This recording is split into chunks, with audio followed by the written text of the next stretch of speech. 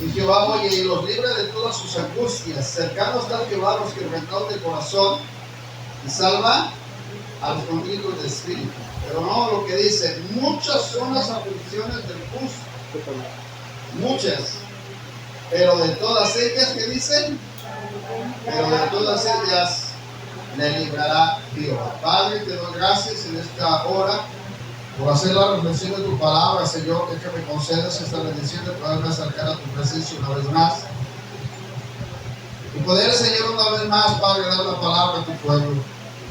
Ya de ayer nos concediste una bendición, Señor, al hacerlo con esta joven, escuchó tu palabra.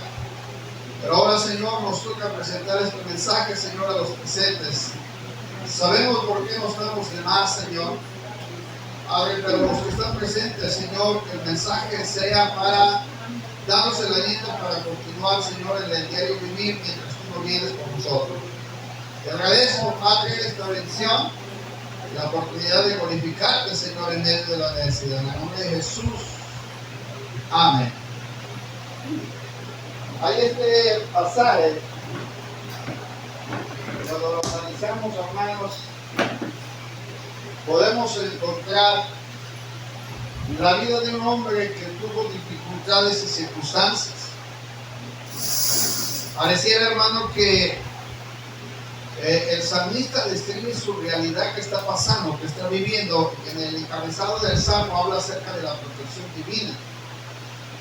Y es lo que quiero hablarle esta mañana, hermano. A no olvidar que de una u otra manera Dios siempre está al pendiente de las circunstancias que pueden pasar alrededor de cualquiera de nosotros. Sean buenas o sean malas, hay cosas que son parte del proceso del cual Dios nos permite pasar.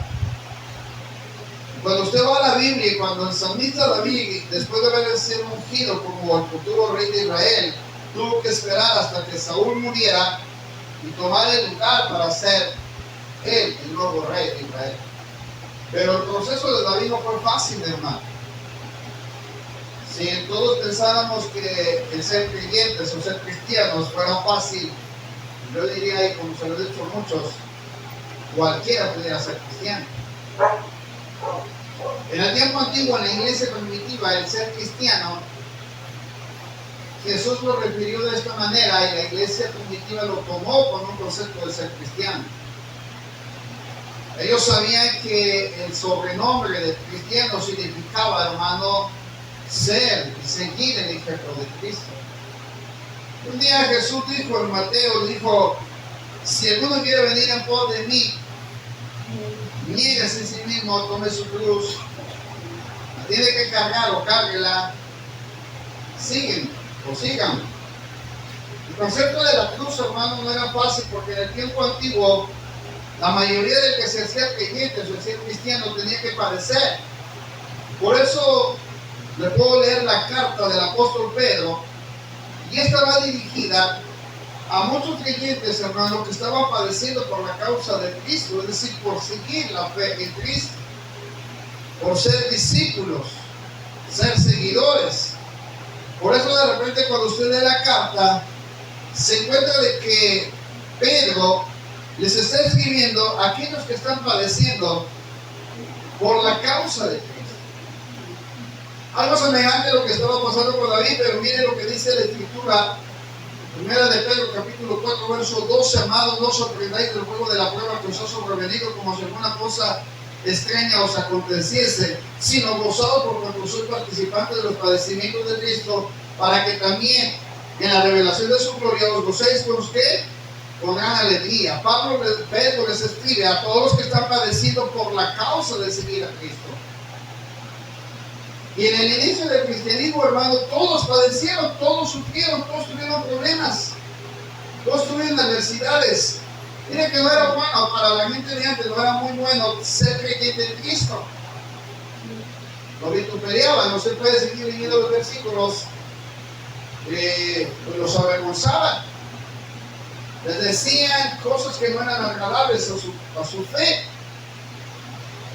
Y eso hacía que los creyentes, hermanos, de una otra manera fueran puestos a prueba para saber si podían seguir el cristianismo o no. Así que el cristianismo se encerraba, mi hermano, en una fe en Cristo, en el ejemplo de Cristo, en los padecimientos que tenían en Cristo.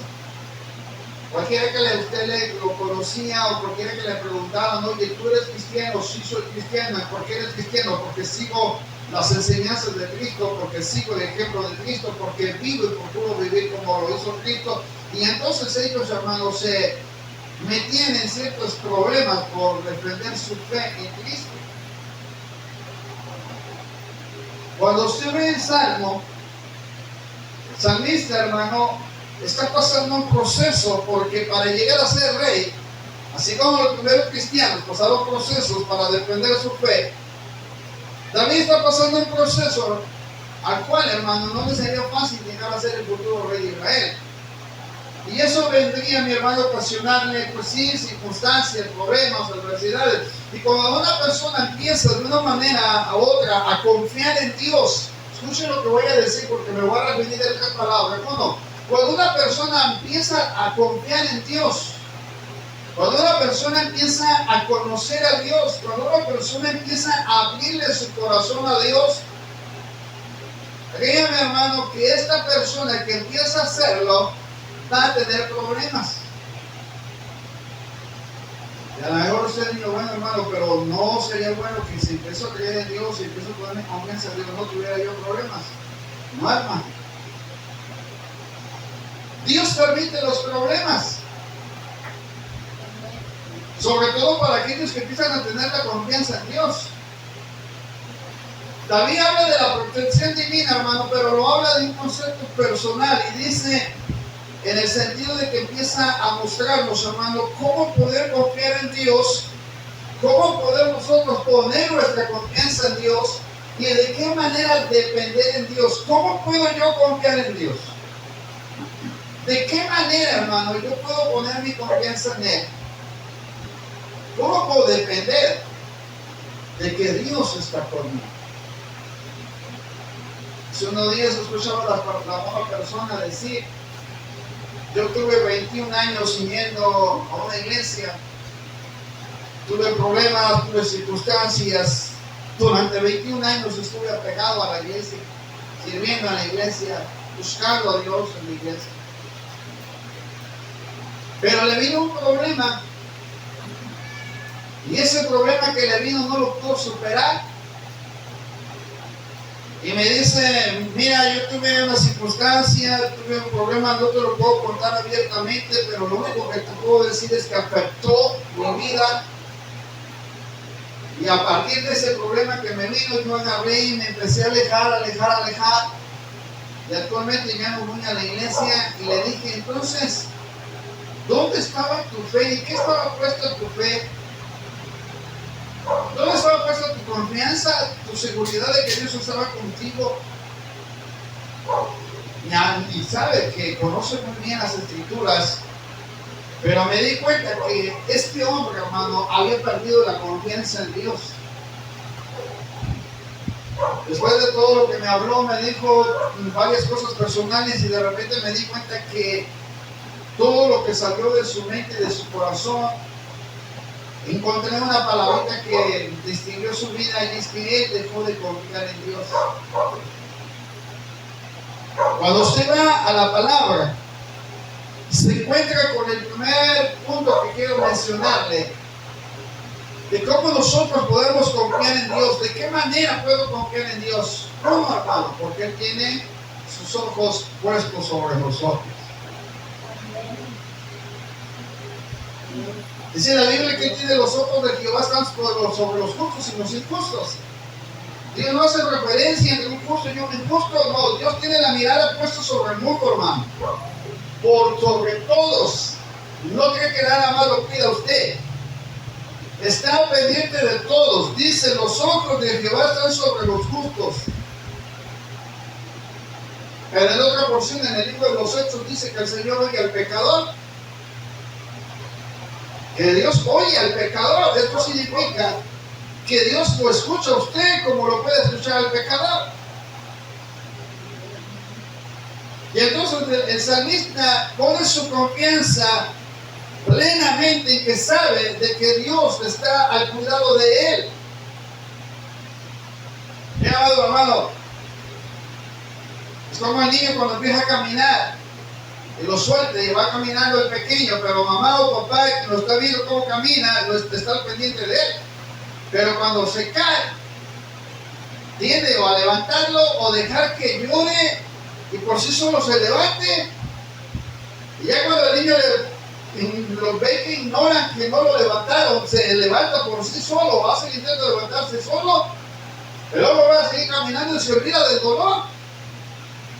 Pero eso no significa que usted no está pendiente del niño. A veces Dios nos permite las caídas y las levantadas, hermano, pero nos hace permitir que el dolor venga. Pero eso no significa que Dios no esté pendiente de nosotros, no nos esté cuidando. Porque si Él no estuviera cuidándolo, Dios hubiera permitido que las cosas pasaran, que sucedieran. Es más, que lo hirieran si fuera necesario. Probablemente, hermano, hubieran pasado otras circunstancias más allá, pero Dios no lo permitió. ¿Por qué? Porque está el cuidado. No vemos a veces a Dios cómo nos cuida. Nos permite que los problemas sean parte. A David le permitió que Saúl lo persiguiera. Y Saúl anduvo correteando a David por el desierto de Ziph con varias de diferentes maneras. Pero David entendió que dice la Escritura que Dios no permitió que Saúl alcanzara a David, pero sí permitió que Saúl lo persiguiera. Eso significa que Dios quería hacer algo en la vida de David. ¿Cuándo Dios le va a hacer que su confianza aumente? ¿Cuándo va a hacer que su confianza sea más segura?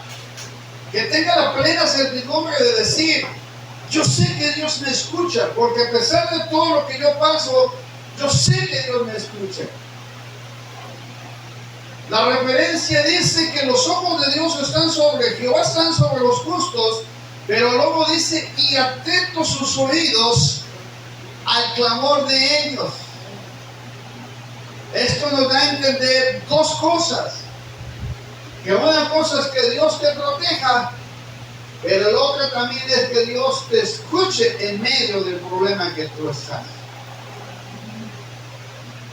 El que esté atento y el que nos pueda escuchar. Logramos una palabra muy sencilla, mi hermano. La confianza de saber de que Dios está al pendiente de todo lo que está pasando a nuestro entorno. Esto significa de que Dios, hermano, cuando escucha el clamor de cualquiera de nosotros, significa que Dios sabe bien qué necesitamos y por qué lo necesitamos. En la historia bíblica, mi hermano, ¿alguien se acuerda de Sansón? ¿Sí? ¿Se acuerdan de la historia de Sansón? Pero se va a acordar que Sansón, después de matar a 1000 filisteos con una quijada de asno, dice que tiene sed. Y de repente le dice: oh Señor, ¿me vas a hacer morir delante de los incircuncisos? Y pide agua. ¿Tiene sed? Y dice la Escritura que después de que Sansón le va ese clamor o esa forma de clamarle a Dios, Dios permite que del suelo, aquí que mi hermano, una fuente de agua, y pueda saciarse Sansón su sed, pueda saciarla hasta llenarse. Y yo siempre me pregunto: ¿cómo es que Dios escuchó a Sansón en un proceso de haber matado a 1000 filisteos? Y nada más de repente le dice Sansón: Señor, ¿vas a dejarme morir también con estos incircuncisos? Oye, Señor, ¿me vas a dejar morir de sed? Ese es un clamor tan sencillo, pidiendo la necesidad de saciar su sed. Y Dios permite que la fuente de leí, porque dice la Escritura que emana agua y le permite saciar su sed. El cuidado de Dios, hermano, siempre está allí. Elías, hermano, en el proceso de la sequía, Dios le permitió los cuervos, le permitió el arroyo. Pero aún cuando Dios le permite los cuervos que le llevaban la comida, y aún cuando permitió que el arroyo se secara, no quiere decir que Dios no cuidó de Elías. La Biblia dice que se le llevó a la vida de Sarepta, y aún estando con la vida de Sarepta, Dios le proveyó lo que necesitaba Elías, ¿sí o no? Durante 3 años y medio Dios le proveyó el alimento por medio de una viuda. Comió Elías, comía la viuda y comía a su hijo de la viuda. Significa que Dios está al cuidado. Ahora la pregunta sería, ¿cuándo Dios dejó de escucharte? ¿Alguien Dios lo ha dejado de escuchar? ¿Alguien Dios lo ha dejado de escuchar? ¿Verdad que no? Dios no lo deja de escuchar. Miren lo que dice el salmista: los ojos de Jehová y los oídos. Habla de dos cosas. Uno, donde Dios presta atención, y el otro de lo que Dios permite escuchar de ti. Así es que Dios te presta atención, pero Dios también te escucha lo que tú le pides. Se lo repito, Dios te presta atención, fija sobre ti lo que necesitas, pero también permite escucharte el clamor en el que estás. No debe de olvidar, hermano, que Dios nos escucha. Dios nos escucha. Estaba en un funeral, hermano, y de repente por ahí me di cuenta de una persona que le puedo decir en pocas palabras, directamente en un ataúd, le estaba diciendo: Dios, ¿por qué permitiste que el ser querido se fuera? Si era tan buena, si era esto, si era lo otro, y empezó a expresarle las cualidades que era la persona. Agarró el féretro y lo tomó así, puso la mano y ahí inclinó su rostro sobre la tapa. Y le empezó a llorar a Dios y le dijo: ¿por qué lo permitiste? Y no recibió ninguna respuesta. No recibió ninguna respuesta.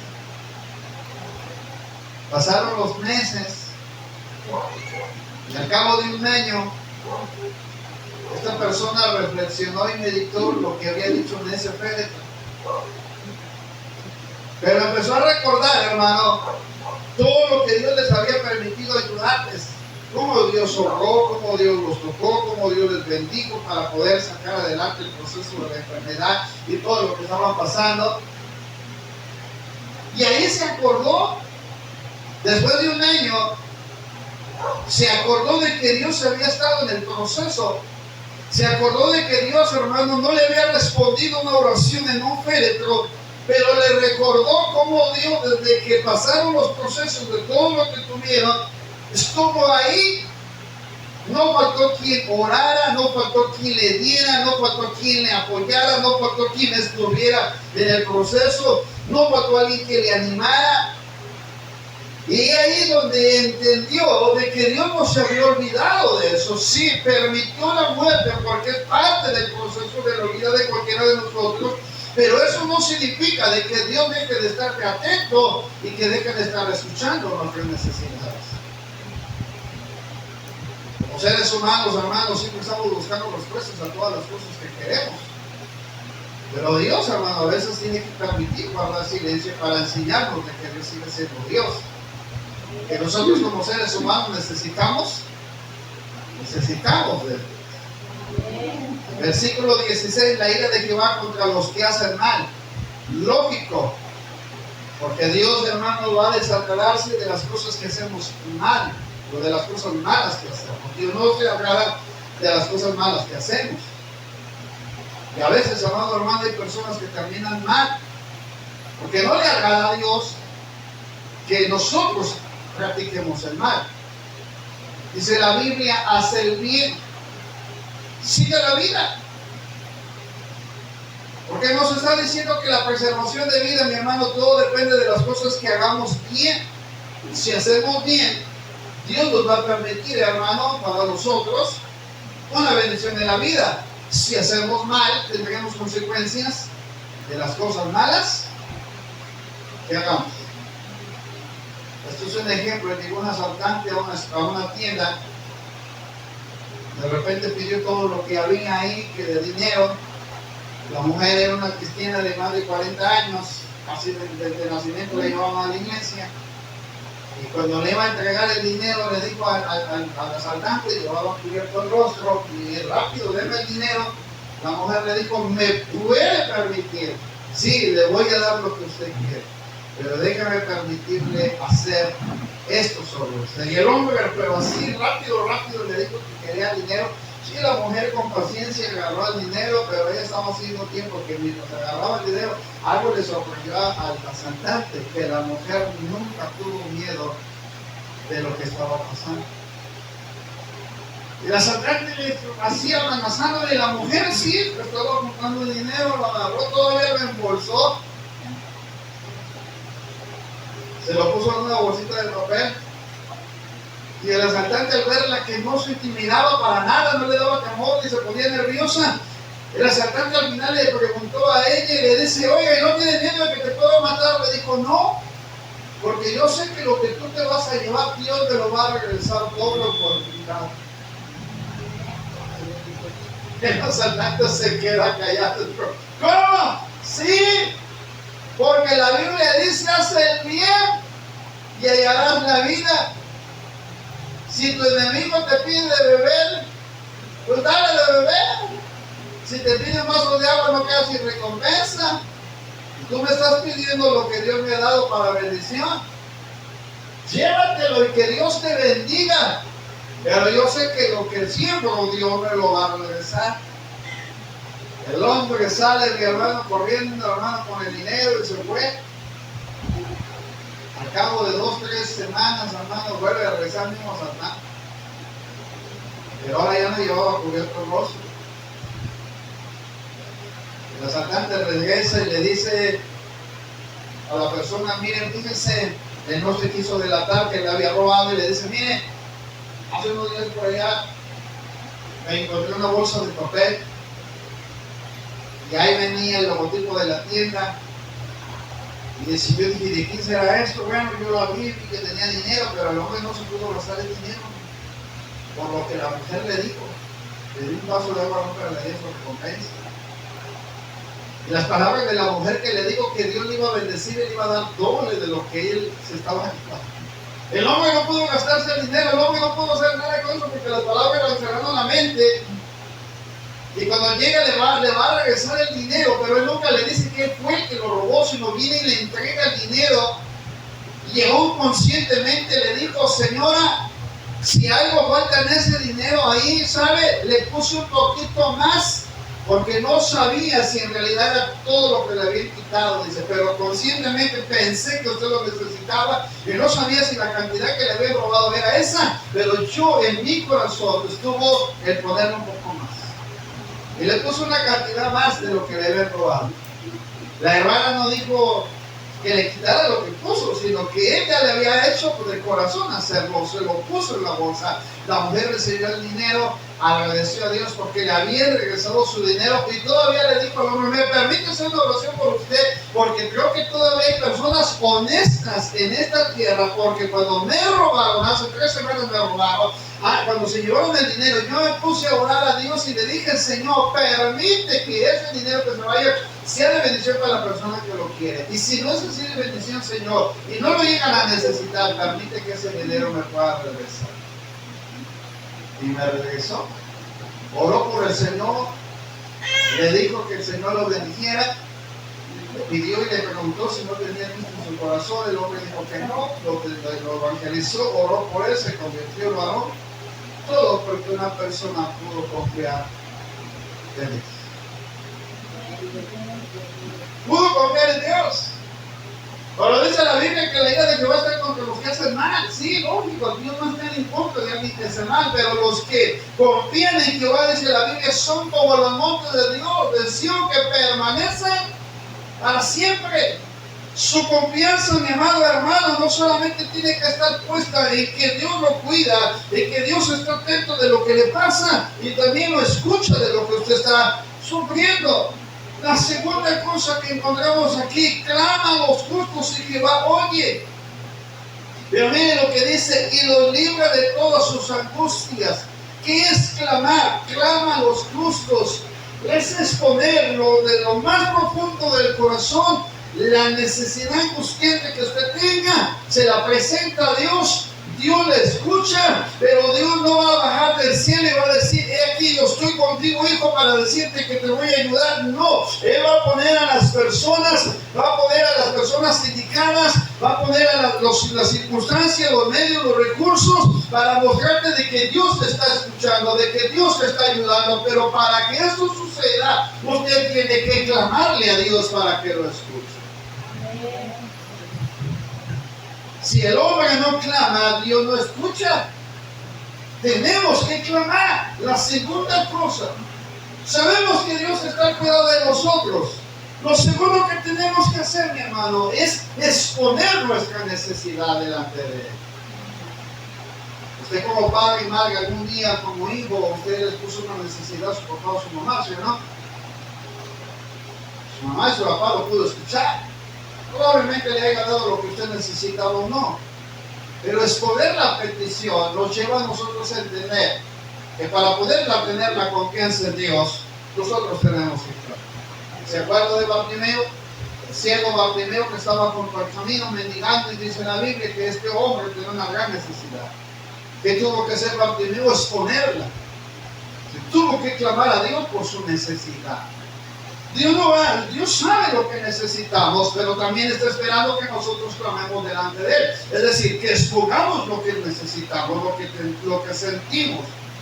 Y cuando nosotros lo hacemos, hermano, cuando nosotros exponemos nuestra necesidad, entonces Dios nos va a responder. A veces Dios responde por las oraciones de otros. Eso no lo tiene que dudar. Que Dios nos escucha a todos. Pero que también, amado hermano, hay personas que oran por nosotros y Dios escucha las oraciones de las necesidades que cada uno de nosotros tiene. ¿Alguien ha orado por usted? A veces usted ha sentido que ni su voz o no le alcanzan ni siquiera las palabras o no sabe ni cómo decirle a Dios. Y recuerdo cuando alguien le dijo a una persona, pues con tus propias palabras ora a Dios. Y aquí la persona le dijo, ¿cómo quieres que ore? Yo no sé orar a Dios. No sé ni cómo pedirle a Dios. Fui de visita a esa casa y estaban haciendo la discusión porque no sabían cómo orar a Dios. La mujer le decía que orara y él no sabía cómo hacerlo. Y llegó el momento en que cuando llegué a la casa me dicen, pastor, dígale aquí a este hombre cómo se tiene que orar a Dios. El hombre se me quedó mirando y le dije, ¿quiere que aprender a orar a Dios? Y me dijo, sí, es que quiero aprender a orar a Dios. Y le dije tan sencillamente, expóngale su necesidad a Dios. Cuando uno expone la necesidad, cuando uno presenta su angustia, le repetí lo que hizo Bartimeo: Jesús, hijo de David, ten misericordia de mí. El hombre solamente estaba pidiendo misericordia, no sabía que Jesús de una otra manera le sanaría, pero pidió una petición: ten misericordia. Cuando nosotros presentamos a Dios nuestra necesidad, debemos de saber de que Dios de una otra manera en el pedir está el dar. Conforme nosotros le pedimos, Él nos puede responder. ¿Me estás entendiendo? Conforme nosotros le pedimos, Él nos puede responder. Conforme usted le pide, Él le puede responder. Conforme Él le pide, conforme usted le pide, Él le puede responder. Yo he entendido eso. Yo lo he comprendido, que de la forma del pedir está el dar. Bartimeo pidió misericordia. Después de la misericordia, mi hermano, encontramos de que Dios le otorgó lo que quería. ¿Qué quieres que yo te haga? Tenía que exponer su necesidad. Así es que hemos entendido dos cosas importantes. Uno, Dios tiene cuidado de nosotros. ¿Por qué razón? Porque sus ojos están atentos, porque sus oídos están también prestos para escuchar. Dos, tenemos que presentar nuestras necesidades. Santiago dice: ¿está alguna enferma de vosotros? Llamen a los ancianos para que oren por él, que lo unjan. Pongan su mano sobre ellos y la oración de fe sanará al enfermo. Pero dice: ¿alguno está afligido? Pues cante alabanzas. Estamos alegres que canten alabanzas. Qué bueno es expresar lo que sentimos. Qué bueno es expresar lo que necesitamos. Yo veo personas que se quejan, pero no oran. No oran. Quieren que Dios arregle todas las cosas, pero ¿cómo les va a arreglar si no oran, si no presentan sus oraciones delante de Dios? ¿Sí me está entendiendo? ¿Cómo quieren que Dios lo escuche? Es que Dios ya aún diciendo mi palabra, antes de que salga mi palabra de la mente, Dios ya la sabe toda, sí, pero estoy esperando que clames. A mí me encanta el pasaje de los polluelos, hermanos, que los polluelos tienen que chillar recién nacidos para que la mamá les lleve la comida. Ellos abren el pico y chillan, y la mamá se da cuenta que el polluelo tiene hambre y quiere buscar lo que tiene que llevarles de comida, asciende donde están unidos, y ellos abren el pico, mamá les pone el alimento, come, y cuando se llenan dejan de chillar. Esto significa que nosotros, hermanos, también tenemos que presentar nuestras peticiones delante de Dios. Presente su petición delante de Dios. Vaya y dígale: Señor, yo tengo esto, tengo el otro. Clama a los justos y Jehová los oye y los libra de todos, ¿qué? De todas sus angustias. El verso que continúa: cercano está Jehová a los quebrantados de corazón y salva a los contritos de espíritu. Hay un tercer concepto. Muchas veces le he dicho que la actitud, hermano, en la oración tiene, mi hermano, mucho que ver. Sí, Dios está en cuidado de nosotros. No se me distraiga. Dios tiene cuidado de nosotros. Amén. Te lo vuelvo a repetir. Dios tiene cuidado de nosotros. Amén. Porque está atento a sus ojos y porque sus oídos están prestos para escuchar. Amén. Segundo, tenemos que presentar nuestras peticiones delante de Él. Por nada estéis afanosos, dijo el apóstol Pablo, sino que presentemos nuestras peticiones delante de Él. Es que la petición se tiene que presentar. Pero la tercera parte, mi hermano, la encontramos aquí, en la actitud que tenemos nosotros sobre el cuidado que Dios tiene para nosotros. Amado hermano, no tentemos al Señor, porque dice el Señor en su palabra que no lo debemos de tentar, pero a veces, hermano, tentamos a Dios. Recuerdo las palabras, hermano, de aquel hombre que un día dijo: si Dios cuida de mí, no necesito orar para que me cuide. Si está cuidado de mí, y él decidió irse. Y hubo alguien que le dijo: mira, no lo hagas, detente, no estás plenamente convencido de que te puede pasar esto o lo otro, puede ser librado. Y él dijo: no, su palabra dice que aunque comiéramos cosas mortíferas no nos hará daño, y si nosotros tomáramos serpientes entre las manos no nos daría daño. Estaba tentando. Una cosa es que yo tenga la confianza y la plena seguridad, pero otra cosa es creer que en medio de todo eso Dios nos puede librar. El hombre le estaba diciendo: hey, cuidado, te va a causar un daño, no lo hagas. Y no, ¿sabe qué estaba haciendo? Estaba al lado del puente peatonal, de arriba, y estaba caminando en la orilla haciendo malabares. El otro le decía a su amigo, le decía: no lo hagas. No, es que la Biblia dice que Dios mandará a sus ángeles cerca de mí para que mi piedra no pise en piedra. Sus ángeles mandará cerca de mí. Estoy probado que realmente Dios es el cuidado mío. Y le dijo al varón: no lo hagas. Estás tentando a Dios. No necesitamos tentar a Dios para saber si cuida de nosotros o no. ¿Está escuchando? No vaya a su casa y tome el veneno para ratas y diga: voy a ver si Dios me está cuidando de mí. Voy a comer cosas mortíferas y no me da daño, y me va con ella. Al rato ya lo estamos velando. Eso no es tentar la provisión y el cuidado providencial de Dios sobre nosotros. Le voy a decir de esta manera: cuando usted compra un seguro así en un banco, en una aseguradora, le dan las cláusulas que hacen que ese seguro sea válido. Pero si usted rompe las clausulitas que vienen ahí, pierde la validez del seguro. ¿Qué hace perder la validez de que Dios esté contigo? Intentar a Dios. Yo no tengo que comprobarle que Dios está conmigo. Si sé que está conmigo, ¿por qué? Porque yo he visto cómo Dios cuida de mí. Pero no tengo por qué tentarlo. Ahora no diga, voy a dejar la chapa abierta de mi casa y que se meta el ladrón si quiere. ¿Cómo quiera Dios cuida de mí? No, hermano, ya le di una advertencia, ¿sí o no? Ahí no están aquí para ese tipo. Estaba predicando más suavecito porque estaba le puso a la hermana. Ahora sí agarrarse. ¿Está entendiendo? No puede tentarlo. No puede usted meterse a ese nivel.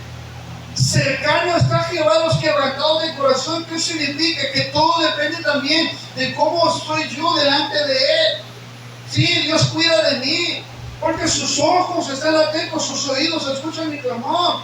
Porque si yo presento mis peticiones, yo sé que si clamo, Dios me escucha, Él me oye. Pero la tercera cosa, mi hermano, todo depende también de nuestra actitud que tenemos delante de Él. A veces, hermanos, nuestras actitudes no son las correctas para poder orar y clamar y acercarnos delante de su presencia.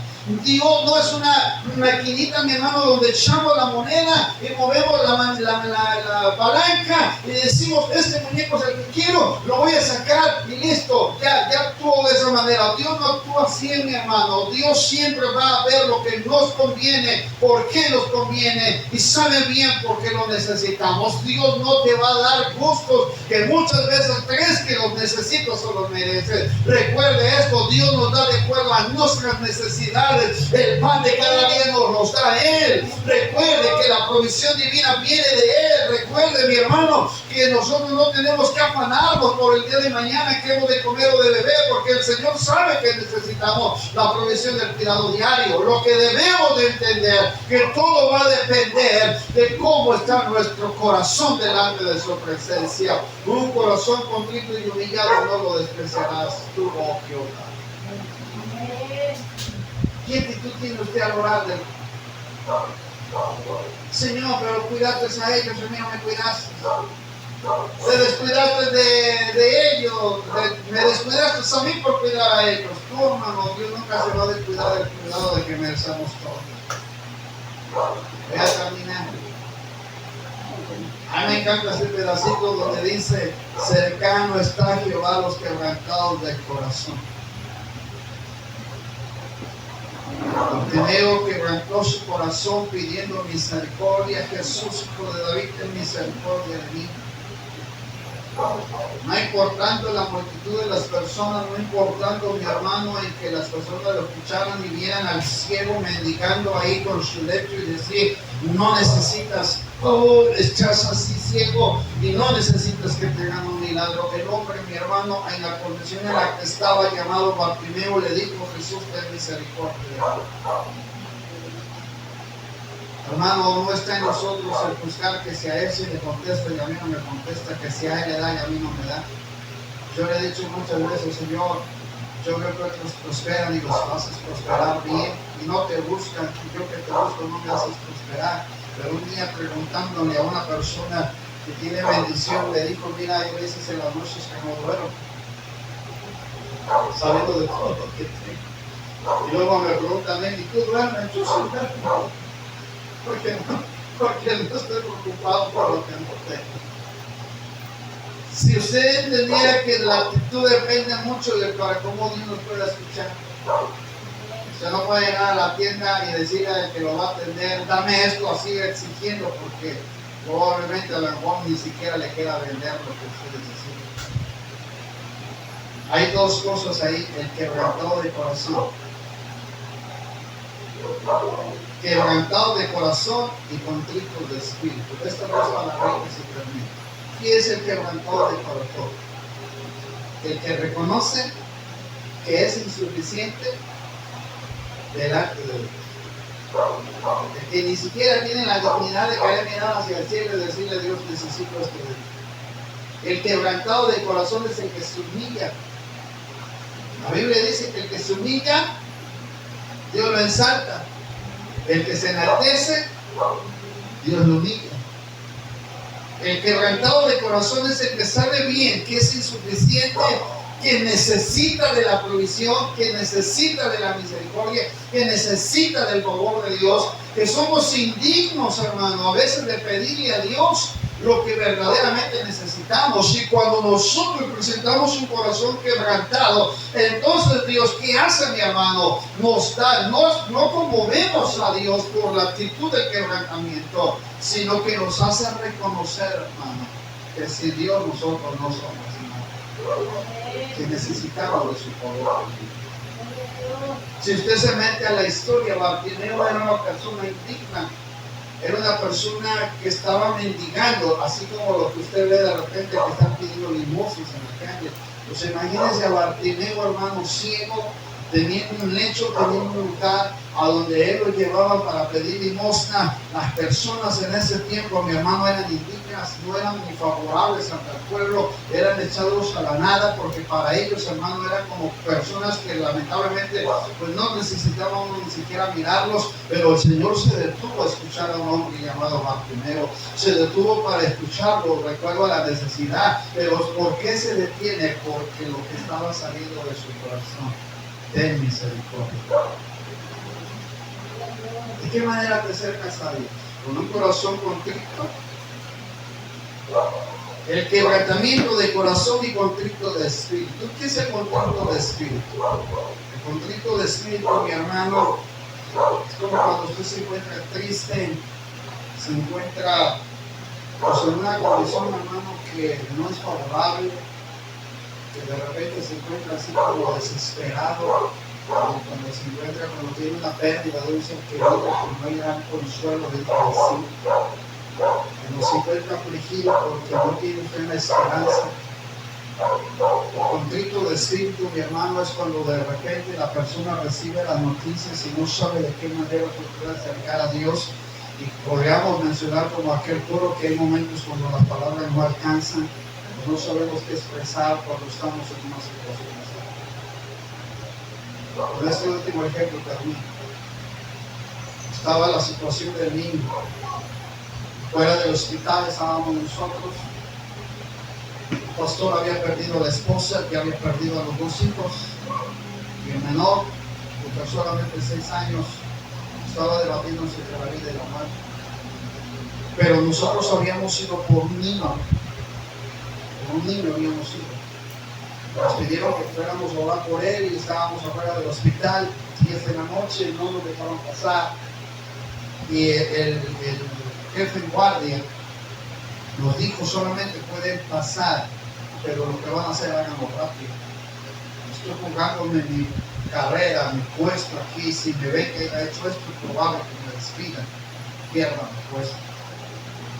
Y entonces recuerdo las palabras del pastor que dijo: mire, no vamos a tratar a Dios poniendo en juego su credibilidad y su puesto. Le dijo a la persona a la cual íbamos a orar, le dijimos: usted puede creer que Dios puede responder una oración aquí fuera del hospital aunque el niño esté allá adentro. Y la mujer dijo que sí. Mientras nosotros estábamos orando por ese niño que estaba en una incubadora, las personas que estaban a su lado escuchaban la oración, que estábamos orando y empezaban a escuchar la oración. Se acerca una de los familiares del pastor y dice: oiga, los quiero acompañar en la oración. Sí, quieren agregar, y nos mencionó el nombre de la persona. Se está convaleciendo entre la vida y la muerte.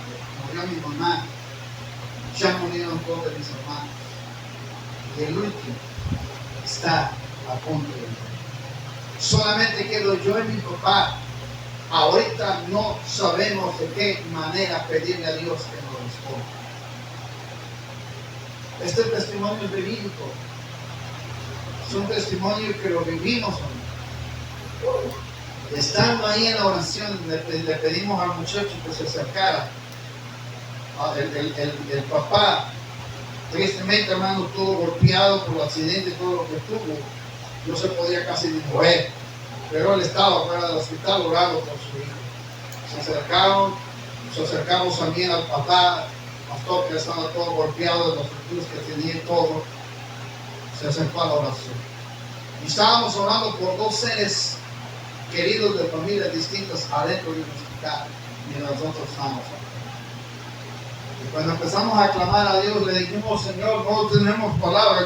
Yo no sé qué puedo decirle a Dios cuando alguien tiene un hijo casi muriéndose y no sé qué decirle a Dios porque yo no lo estoy pasando, no lo estoy viviendo, es más, ni siquiera lo estoy sintiendo.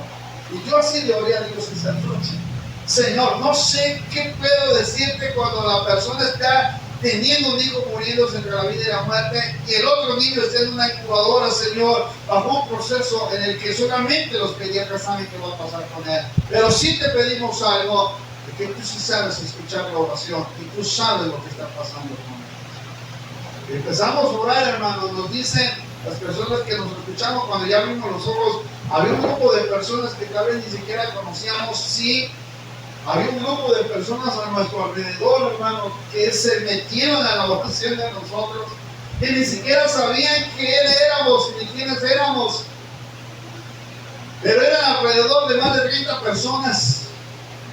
Y cuando vimos el grupito, hermano, muchos empezaron a ver, ¿qué pasó? Nosotros clamamos, pedimos, rogamos a Dios y Dios hizo un milagro.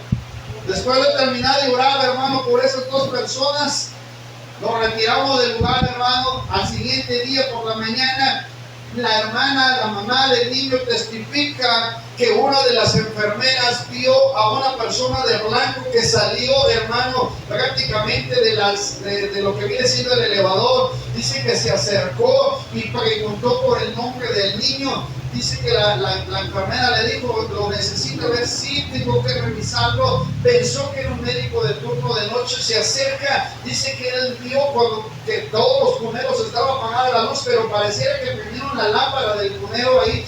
Y al ver, dice que vio un resplandor de luz que no tardó más que aproximadamente de 3 a 5 minutos encendido. Pues la mujer, la enfermera, pues sí atento porque era jefe de guardia, miró lo que sucedió, que ahora se regresó, se sentó en su escritorio, pero le extrañó que no saliera la persona que entró. Va y se acerca, y al acercarse ve que apagan la lámpara, abre la puerta, se despide de ella, pero al dar la espalda dice que empezó a ver como si resplandeciera su ropa y se sale del elevador. Pero lo que a ella le sorprendió es que no le preguntó el nombre. Se bajó a la persona y nunca más supo de ella. Eso es lo que Dios hace cuando nosotros confiamos en Él. Nunca supieron quién fue. Al otro día, el niño que estaba en la incubadora, hermano, por la tarde lo dieron ya. Pero nunca supieron quién fue y te puedo poner la mano. ¿Se imagina si nosotros hubiéramos podido, nosotros nos hubiéramos otorgado porque pausa de los ojos del niño había sanado? No, Dios no permitió que estuviéramos, sino que nos hizo entender que con contrito de corazón, que el que reconoce que somos insuficientes, Dios les hace que cosas suficientes para mostrarnos de que Dios nos sigue dejando ser. Nosotros tenemos que comprender que la soberanía de Dios es mucho mayor de nuestro intelecto y conocimiento. Él pudo sanar a un niño en una incubadora, al otro niño, mi hermano. Dos casos distintos. Pero lo que más le llenó de consuelo al pastor y a su hijo que le quedó fue que ese día Dios le dijo que el niño iba a estar en su presencia. Tú no te preocupes de tu hijo porque Él va a estar en mi presencia. Ambos fueron consolados de diferente manera. La madre salió con el hijo en brazos, mas el otro salió con un féretro, pero con la conciencia tranquila de saber de que su hijo se iba a la presencia de ese hijo. Y él, contento de una manera, pudo agradecerle a Dios por la vida del pequeño que le tardó 8 años de vida. Le dio gracias a Dios por las cosas, por los hijos que murieron, pero salió consolado. Así es que muchas veces Dios nos va a dar lo que necesitamos. A uno le dio el consuelo, pero al otro le dio el gozo, el deleite de saber que el niño había sido librado de la muerte. Quiero ponerse de pie. ¿De qué manera quieres considerar el cuidado providencial de Dios en tu vida? Uno, Dios está siempre al cuidado de nosotros. Sus ojos están atentos, sus oídos están prestos para escuchar. ¿Cómo voy a saber que usted está bajo el cuidado de la provisión de Dios? Clama a Jesús. Existe sus peticiones. Dígale a Dios sus motivos y razones. Sabrá de que Dios se cuida de usted. Tercero, presente su corazón contrito. Dígale, Señor, yo no puedo por sí solo. Soy insuficiente ante tu presencia. No sé de qué manera puedo hacer las cosas. Ni además ni tengo una respuesta por ti. Recuerde que dejarse en las manos de Dios se logrará en medio de las necesidades. A lo mejor estás afligido, triste, angustiado, contento, pero siempre hay una expresión que con el fondo del corazón. Que Dios está al cuidado. Quiere ponerse de ti. Padre, te doy gracias. Señor, presentado tu palabra a cada uno de mis hermanos esta hora, Señor. Todos nosotros, Señor, estamos en diferentes circunstancias, problemas o adversidades, Señor, pero siempre usas una palabra para recordarnos de que tú no estás ajeno a lo que pasa en nuestra vida. Agradecele a Dios esta hora y dile, Señor, mira, yo sé que tú estás al cuidado de mí. Yo sé que tus ojos, Señor, están puestos sobre mi vida, aunque yo no lo vea.